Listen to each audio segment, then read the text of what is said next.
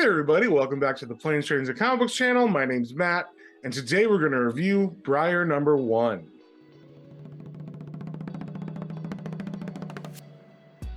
But before we get into that, if you guys would mind sharing, subscribing, commenting, it really helps me out and lets me know what you guys want to see more of. So, with that being said, let's get straight into it. All right, we got the cover here for Briar number 1.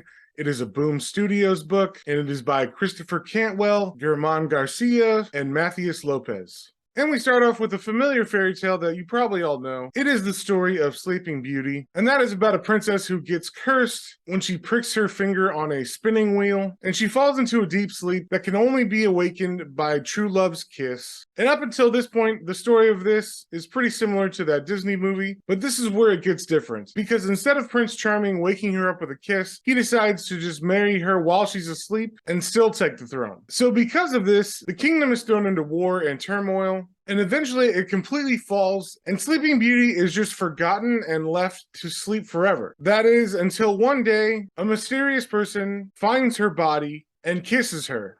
And this kiss, whether it be true love or not, definitely wakes her up. And unlike in the movies, while she was sleeping, her body definitely decayed and did not stay pristine in its youthful state. So she's almost like a dried up corpse. But once she gets some water in her, she's able to at least talk again and move. So once she feels well enough to walk out on her own, she begins to discover that the kingdom is not the same as it was when she went to sleep. And she sees a fire and she thinks that it's someone that could help her. And when she gets to it, she finds that the person who started the fire is torn to pieces. And out of nowhere, a giant rat attacks. And it seems like the man who started the fire was killed by this rat, and now it's also going to kill her. So she runs over to the body of the man and is able to grab his sword, and the rat and her begin to fight. And that's where I'm going to stop it. I don't want to spoil anything else. So I heard a lot of buzz about this book on the internet. People seem to be excited, so I figured I'd check it out. I haven't read too many books by Christopher Cantwell, so it was a total gamble whether I was going to like this book or not. Now, I'm not a big fan of fairy tales necessarily, and while Sleeping Beauty, the Disney movie, is amazing looking, I don't really care for the story too much. It's just not my thing. But I did like that this has a twist on it, and they're trying to go for something new with this old story. I did think that Christopher Cantwell's writing wasn't the best. It seemed that there was issues with the grammar, a lot of sentences seemed to need commas in order to read correctly, but they weren't there. So a lot of the narration and dialogue just had a weird feel to it.